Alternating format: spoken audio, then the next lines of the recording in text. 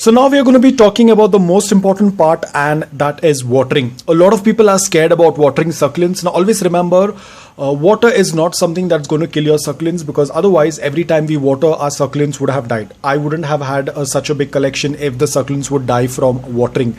The reason why the succulent tends to die is because of the moisture. If the soil retains moisture for a very long time, then that is when your succulent will get rotted. So it's not about watering, it's not about how much you water or how much less you water. It all depends upon your soil mix, because a lot of people say that, oh, I don't water my succulents quite often, but still my succulent did not survive, it got rotted. Because the problem is that probably the soil beneath was holding moisture, due to which your succulent has rotted, and it has nothing to do with your watering. At times during summers, I tend to water my succulents every 3 days. At times I tend to water my succulents every 2 days, depending upon how fast the soil tends to dry, because I have concrete pots.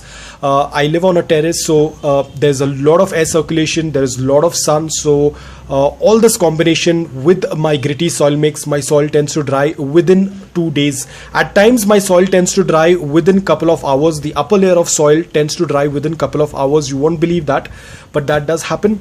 And due to which I usually tend to water every 3 days. Especially during summers, I tend to water my succulents every 3 days. So how do we check? Now you have moisture meter in the market. You can also check the link in the description below. You can purchase it from Amazon. You can buy a moisture meter, or what you can do is you can take anything, any stick or anything. Now here I'm using this. So what you can do is, from the edge, do not poke it in the between, because that's where the roots are. So just go at the edge and just poke the stick till it touches the base.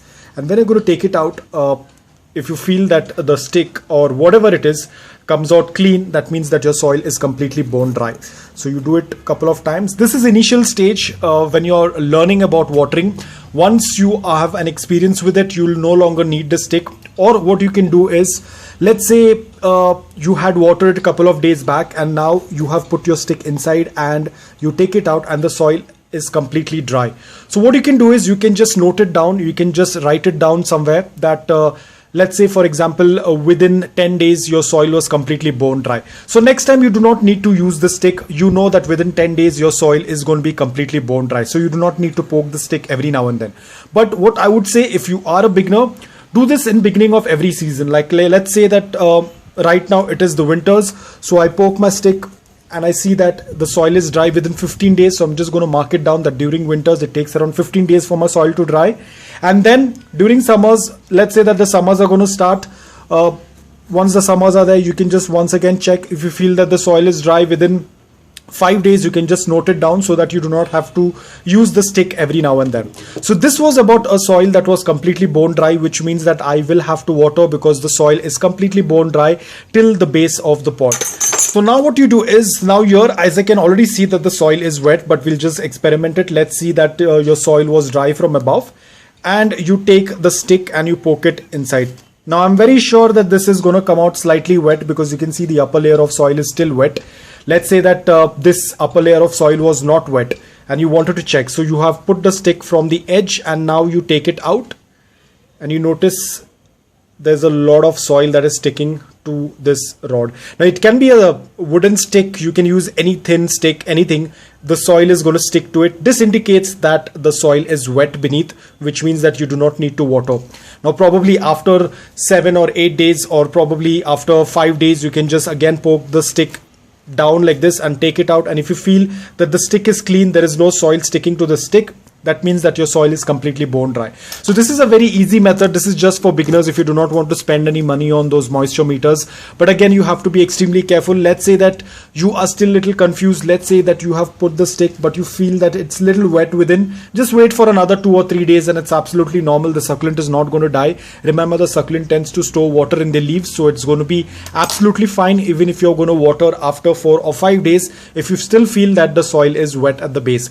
Always remember, the soil has to be bone dry, means the soil from the upper layer till the lower layer should be completely bone dry.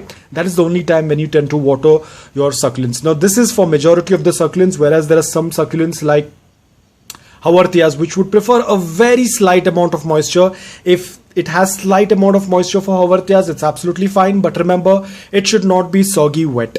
Even for that matter, string of pearls, string of bananas, try to maintain a very slight amount of moisture but not soggy wet soil. Do not keep them underwatered, especially the ones that are thin-leaved succulents. Do not keep them underwatered for a very long time. If you have succulents that are slightly chubby, let me show you this one. As you can see over here, I have another succulent. You can see the leaves are very thick, which means that they can store more water and they can go without watering for a couple of days compared to the thin-leaved succulents. Again over here, I have the sedum. You can see the leaves are like bubbles. They have a lot of water in them, so these succulents can go without watering for a couple of days. But again, do not keep them underwatered for a very long time. The succulent itself will give you signs by showing you wrinkles on the leaves. If you tend to see wrinkles on the leaves, go ahead and water it. It indicates that the succulent is thirsty. So this was all about the watering. It's pretty simple. Don't be worried. All you have to do is just keep in mind that the soil should not store in a lot of moisture, otherwise the succulent will get rotted. So guys, I hope that this video was helpful to you. If it was, please hit the like button. If you're new to my channel, please consider subscribing to it. Until then, take care, stay safe and keep planting.